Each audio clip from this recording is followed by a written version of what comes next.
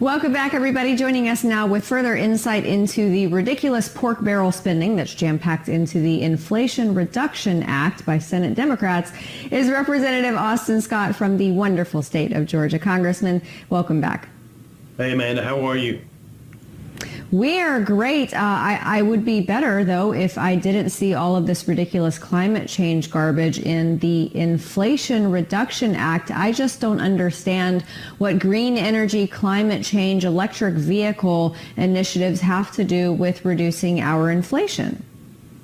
Yeah. Hey, are you suggesting that maybe the promise that the Democrats made that if this bill is signed into law, that carbon emissions will go down 40% over the next 8 years in the United States is not true?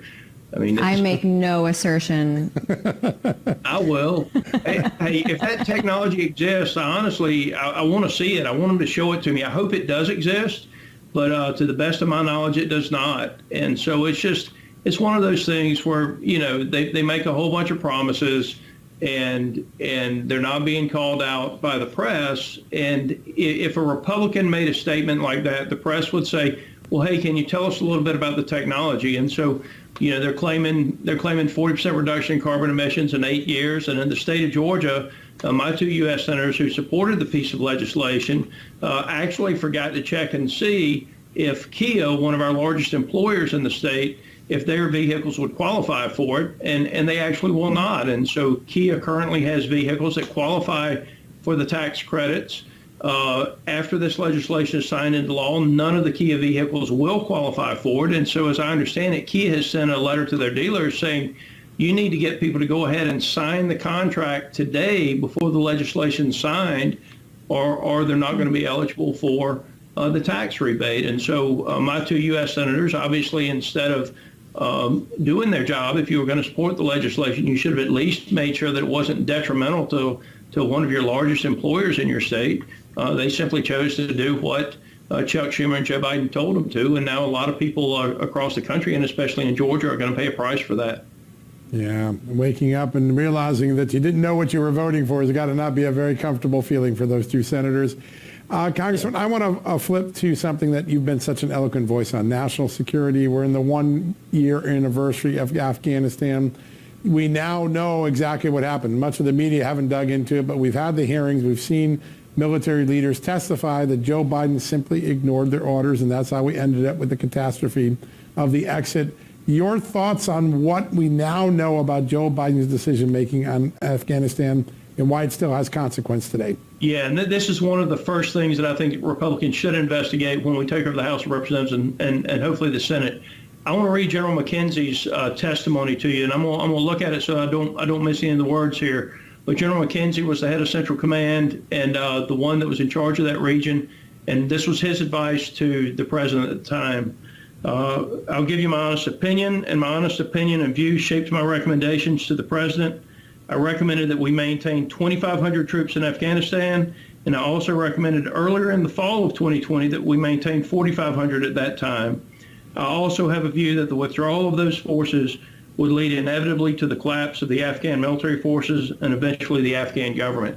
So our best military commanders gave him the right advice, and if we had maintained the 2,500 troops, then partner forces would have stayed with us, and we could have maintained Bagram Airfield, which, as we all know, the combination of the withdrawal of U.S. troops, drawing down to 700, changing the mission as Biden directed to a guarding of the embassy mission, it is what led to the collapse of Afghanistan in this record number of days, and a lot of people died because of that. I mean, 13 of our Marines died, and it was unnecessary.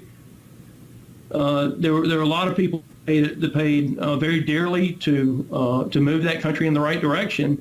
And because of the institutional arrogance of the Biden administration and their refusal to listen to our military commanders on the ground, it collapsed over a matter of days. Yeah, remarkable. Yeah, it's distressing to see. And a year later, typically the purview on things like this gets a little rosier, but it still stings just as bad. So we appreciate you staying on top of that. I wanted to ask you about this Saudi Arabian oil company, Aramco, a spike in their profits, 90% jump for them, quite delicious for their bottom line, but devastating to the American people. Talk to us about that. I mean, they're profiting off the back of Americans, but it's not without the help of our own Biden administration. Yeah, I look, this was, I don't know if I read this first thing this morning or last thing last night, but it really upset me. So Aramco not only had the largest profits in their history, Aramco had the largest profits ever for any corporation. And it is all because of Joe Biden's political agenda that has driven the price of oil through the roof around the world. And so our U.S. dollars are leaving the United States of America, coming out of hardworking Americans' pockets, and they're going to line the pockets of Aramco and the Saudi government. And if you think Saudi Arabia is our friend, I'm sorry, I got a little news for you. They're just not. And so we had the opportunity to have the Keystone Pipeline. We had the opportunity to buy oil from Canada, who is a friend, and refine it right here inside the United States. And unfortunately, because of the political agenda of Joe Biden, what we've done is ship tremendous sums of U.S. dollars over to Saudi Arabia. And again, the largest profits ever in the history of any corporation, courtesy of Joe Biden, for Saudi Arabia and Aramco. Yeah, just remarkable. Guess how much U.S. tax they pay?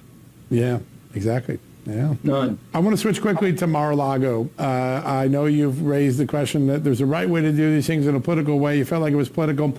This was supposed to be a national security raid, but now that we get the search warrant returns, we see they took things like the president's passports. He just mentioned that a few minutes ago, but also his executive privilege covered file on why he gave a pardon to his friend Roger Stone. That doesn't seem to have anything to do with national security. Are you worried about overcollection? Absolutely. If they had specific documents that they were going for, and they knew where to go, they could have gone to the location that was under the protection of the Secret Service. They did not need to take tactical squads and all of the people they took in there. Instead of doing it in a proper manner, if they felt like they had to get the documents, they did it in a political manner. And so there was no reason for the FBI to be in there for the 9 or 9.5 hours or whatever's been reported. And if they took documents that they shouldn't have taken, then they need to return them immediately. And so as I understand it, President Trump has asked for a third party to be allowed to review the documents and see what is and is not covered by the search warrant. And Merrick Garland, surprise, surprise, said no. Yeah. Congressman, I wanted to press into that a little more because typically when you have a federal raid, within the search warrant, it's very specific as far as the location that they are going to, what it is they are looking to obtain, where that is within the location that they already stated. It's typically very specific. This seemed like just a free-for-all for these agents going in and raiding all different seemingly not pertinent parts of the property. Where was the breakdown here? Because this was not specific at all. Yeah, I don't think it was a breakdown. I think it was a hunt for anything and everything they could find. And I've said it before, and I believe this. I think that there are a lot of people on the January 6th Commission and people that don't like President Trump. I think there are a lot of people that would like to see him charged with a felony simply so that he's not eligible for the ballot in multiple states. And that means that he can't run again if they do that unless those felonies are cleared up before it's time to put your name on the ballot. And I think that's pretty telling of where Joe Biden realizes he is if you end up with a Biden-Trump election. I mean, President Trump would win hands down walking away. I don't understand why Biden thinks it's okay to do this. Yeah, well, I think that a lot of your voters and the American people in general probably feel the same way. Congressman Austin Scott, we appreciate you being with us here. Thanks so much. Hey, thanks, John and Amanda.